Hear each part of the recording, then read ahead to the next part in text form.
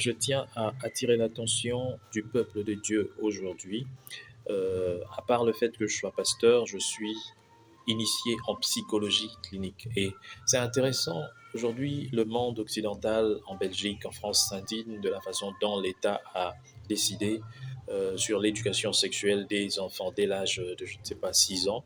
On leur apprend déjà comment se fait le rapport sexuel et puis toutes ces choses avec tous ces termes comme le spermatozoïde, le sperme et puis toutes ces choses, la fellation. Vous savez, ça n'a pas commencé aujourd'hui. Lorsque j'étudiais la psychologie, il y avait un lexique, un vieux dictionnaire des années 70, où on parlait de l'homosexualité comme un comportement anormal. La psychologie clinique classe donc les comportements, c'est ça même le but, hein, de savoir si un comportement est normal, anormal ou alors pathologique. Pathologie donc la maladie. Euh, il y a même des psychologues qui plaçaient l'homosexualité comme pathologie. Mais aujourd'hui, l'homosexualité n'est plus tout ça. Quand on parle d'homosexualité, il s'agit de l'identité sexuelle. Identité sexuelle, la façon dont quelqu'un se définit par rapport à son orientation sexuelle. Donc aujourd'hui, ce n'est plus une pathologie, ce n'est plus anormal, mais c'est normal parce que c'est l'identité sexuelle. Alors, au nom de cette évolution des mentalités, parce que tout le monde aussi adhère à cela, donc on cherche maintenant au fait à nous faire croire que l'enfant doit apprendre certaines choses avant l'âge. Bienvenue à la pédophilie parce que un enfant par essence, c'est un être qui aime apprendre. Imaginez qu'un enfant, vous lui apprenez toutes ces choses et puis se retrouve face à un malade qui commence à lui raconter ces choses et qui lui dit qu'il peut même lui apprendre comment se fait ce chose. Question de mettre en pratique ce qu'il a eu à apprendre. C'est très dangereux. Et ça, en tant que serviteur de Dieu, je pense qu'il faut que l'Église, dans son entièreté, puisse se lever contre cela. Ce n'est pas normal. Laissez les enfants grandir normalement.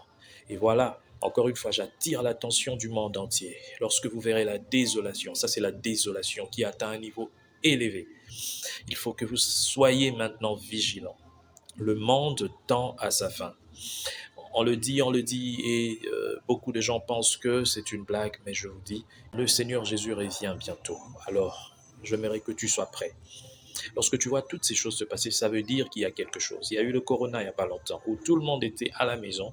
C'était un avertissement. Et là, maintenant, le monde continue encore sa descente. Et nous savons que cette descente-là n'emmènera nulle part de bon. Alors, il est encore grand temps aujourd'hui. Si aujourd'hui tu me vois, tu m'entends parler, je vais te parler du Seigneur Jésus-Christ qui va revenir bientôt. Sois prêt à être enlevé avec lui. Reçois le Seigneur aujourd'hui. Ouvre ton cœur et abandonne le péché. Abandonne ce monde. Ce monde est déjà pourri. Et il n'y a plus rien à gagner dans ce monde. Ce n'est pas à toi, ce n'est pas à moi d'arranger ce monde. Dès la chute, ce monde était déjà voué à la perdition. Mais toi, tu peux sauver ton âme encore maintenant. Tu peux m'écrire si tu veux faire ce pas. Il suffit juste de recevoir Christ dans ta vie et tu seras sauvé. Lorsque je dis de recevoir Christ, c'est parce que les forces obscures qui dirigent ce monde ne vous laisseront jamais les défier, ne vous laisseront jamais vous opposer à elles. Elles feront tout pour imposer encore plus grave que ça. Dans les années qui viennent, si le Seigneur Jésus ne revenait pas, nous verrons même des films pornographiques dans les chaînes animées des enfants. Je vous le dis, vous pouvez garder cette vidéo. Ça va se passer. Il y aura du porno dans les films des enfants. Nous allons arriver jusque-là. C'est la bestialité. C'est vraiment la dégradation morale totale. Que le Seigneur Jésus-Christ puisse sauver ton âme afin que tu sois enlevé. Parce que ce monde ne mérite plus ta présence en tant qu'enfant des dieux.